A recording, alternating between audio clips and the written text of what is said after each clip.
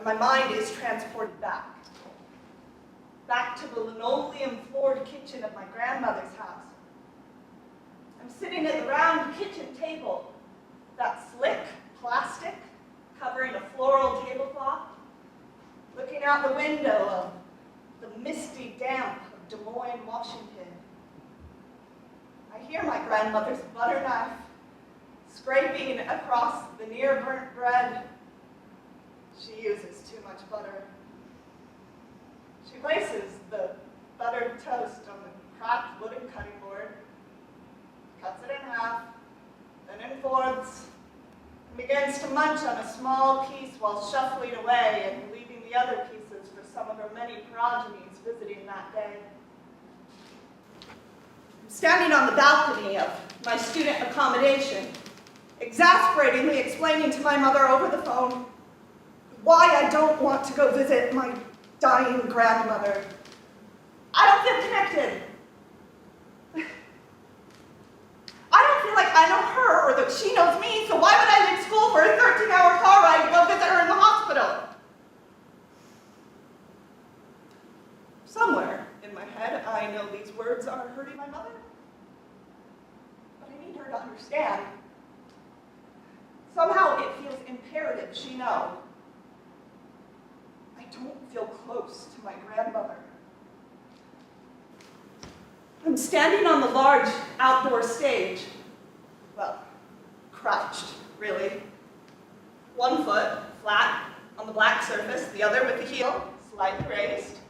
Knees at 11 and 2 o'clock, hands straight down in front of my crotch, also placed on the rubbery black surface. It is Andrew Lloyd Webber's Cats. And I'm positioned, straight-backed, attentive, listening to Grisabella's memory. I don't know what leads me to look up to the back left corner of the 2,000-seat amphitheater, but there, at the walkway behind the last row of seats, I see my grandmother's face, alive and vivid, though she's been dead for a year.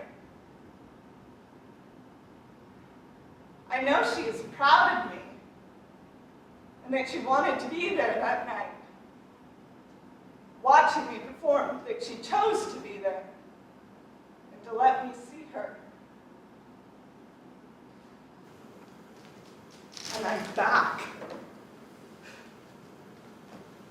in the gradually darkening front room of my terraced South Ealing home, enjoying the taste of the unmelted too much butter on my almost burnt toast, when I realize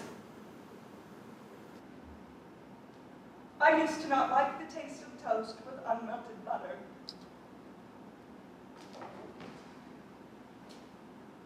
Do you know you're dead? Not that you're dead, but do you know you're dead? You're dead. I definitely don't know mine. Well, I know some of my dead. Like how I knew an aspect of my grandmother well enough to recognize her at the back of the theater that night. But did I really know her? And what about the others? The ones who shaped so much of my life long before I was even born? Like the ones who sailed from the Norwegian Arctic Circle to America without knowing any English? Or the ones who left the coal mining towns of Wales with the hope of actually owning their own land? Or the ones who fled to Mexico with the hope of... We'll talk about that later. I want to know then, about how can you really know someone without knowing their stories? So, here are a few, in their own words. But first, you have to buy a ticket to see the full show. Come hear about my ancestors and be inspired to find out more about yours. This Friday at 1 p.m. at the Etc. Theater, and then a week from today, Tuesday, 7:30 p.m.